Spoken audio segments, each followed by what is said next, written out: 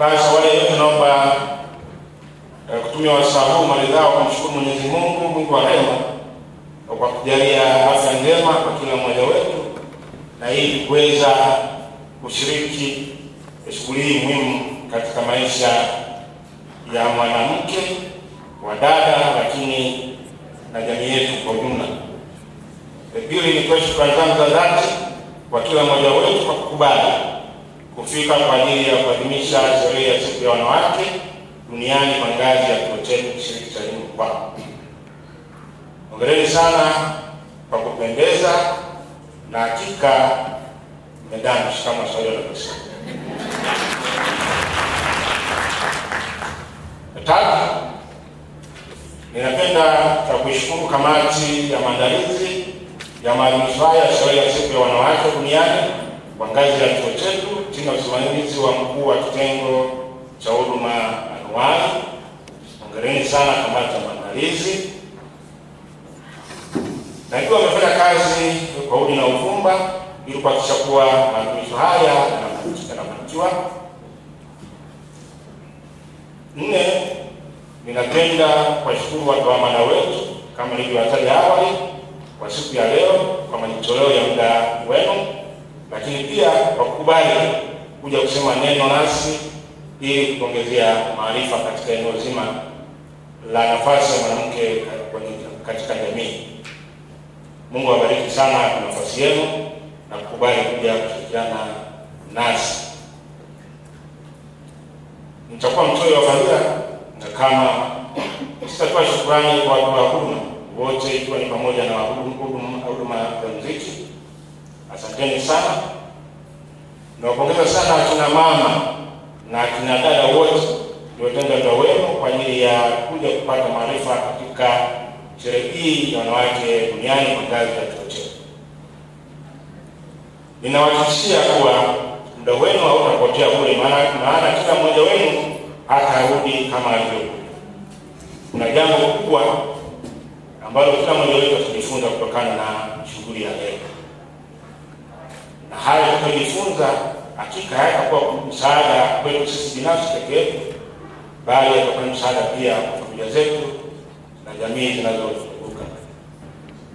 Mabibi na mabwana, sherehe hii ni msingi kwa ulimwengu na hata kwa taasisi yetu, kwa sababu kwanza inaadhimishwa kila mwaka, lakini pia inatoa fursa kwa wanawake wote wanaojitambua duniani kutafakari wametoka wapi, wako wapi na wanakwenda wapi.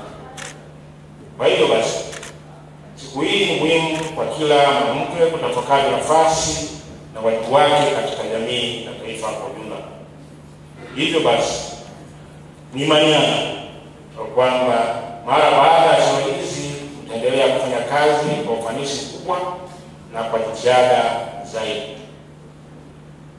Sherehe hii imeambatana na semina fupi yenye lengo la kukumbusha haki na wajibu wenu kama wanawake, kutambua umuhimu wa lishe katika familia, masuala ya wanawake na uchumi, afya na akili. Mabibi na mabwana, kwa hakika ni ukweli usiopingika kuwa mwanamke ni nguzo ya familia. Familia ikiwa na mama anayejitambua, watoto nao wanajitambua. Pia familia ikiwa na mama mwenye afya njema ya akili, hata uovu ulimwenguni utapungua, kwa sababu watoto watapata malezi bora kuanzia kwenye ngazi ya familia. Hivyo basi, familia, taasisi, taifa na ulimwengu utakuwa mahala salama kwa kila mmoja wetu. Hatutakuwa na watoto walevi, wazinzi, wezi na wengineo, kwa sababu msingi mkuu wa malezi unaanzia na familia. Kwangu mimi, na kama ilivyo kwa watu wengi ulimwenguni, ni ngumu kutenganisha elimu na wazazi, na ni ngumu kwangu mimi na watu wengine kutenganisha kujifunza na mama. Taasisi zote tulizosoma kuanzia ngazi za chini huko primary, sekondari, hata vyuo vikuu. Huko tuko pita shule ambayo inaheshimu sana kwa kupatia elimu unaita alma mater.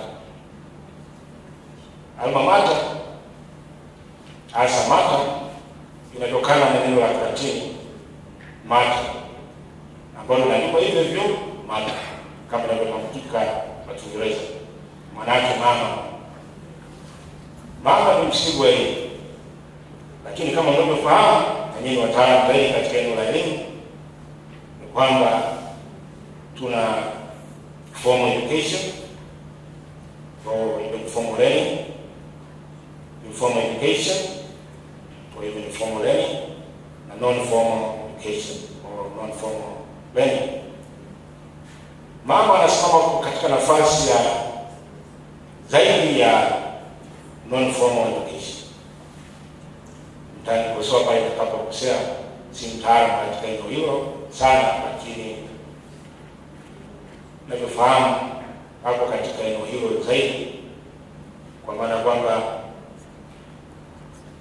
naturally mama atakulea kulingana na mazingira ya sehemu husika, na pia kwamba unakuwa kulingana na mila, desturi ya sehemu hiyo. Kwa hiyo hivyo ni vitu vya msingi ambavyo vinatukuza na kutambulisha huko ulimwenguni, na pengine mpaka watu kuweza kugundua kwamba fulani atakuwa na background fulani. Inawezekana background zingine si nzuri kama yalivyo mapakoo mengine kutoka nchi nyingine, hususan Jamaica. Kwa hiyo nilikumleta kina mama kuonyesha kwamba tunachuja na tunakuja na kitu ambacho kitatusaidia kama jamii, bila kujali kinatoka wapi. Kwa tuzingatie kutambua yale yaliyo mema na yale ambayo yanaweza kuingia msingi imara kwa watoto wetu, kwa sababu sisi katika muktadha wa non-formal education ni alma mater. Hata hivyo walisema kwa asiyefunzwa na mamaye hufunzwa na ulimwengu,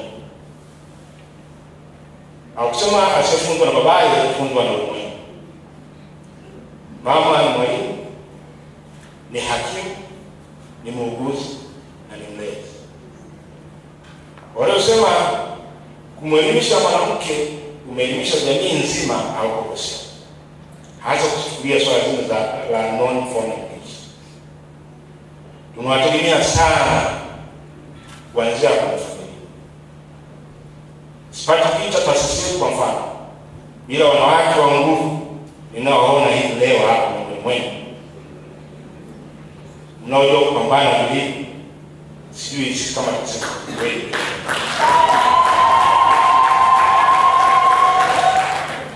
Hata taifa letu na wote wa nchi yetu pendwa, Mheshimiwa Daktari Samia Suluhu Hassan, Rais wa Jamhuri ya Muungano wa Tanzania, ni mwanamke kama ninyi na mnashuhudia anafanya makubwa. Mabibi na mabwana, ninatamani sana niendelee kuzungumza mambo lukuki na ninyi siku ya leo, mengine nitaendelea kufanya hivyo informal, lakini katika muktadha wa utangulizi huu nitaomba niongee machache hayo. Hata hivyo, haitakuwa vema na haki kumaliza uondo wa mada zitakazofuata, kwa hiyo ni vizuri kufupisha. Ninawasihi mwasikilize kwa umakini mkubwa kama ilivyo kaida yetu,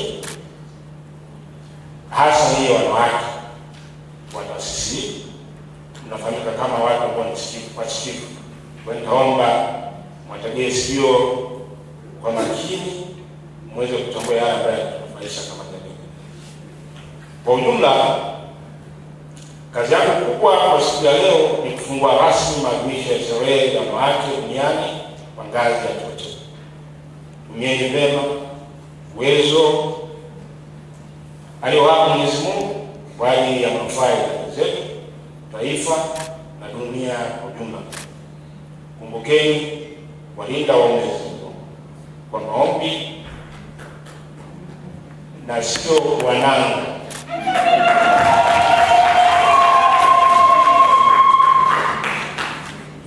Na mkiendelea kufanya hivyo, mkumbuke kuwa mwanamke mwenye hekima hujenga nyumba yake, bali mpumbavu huibomoa nyumba yake.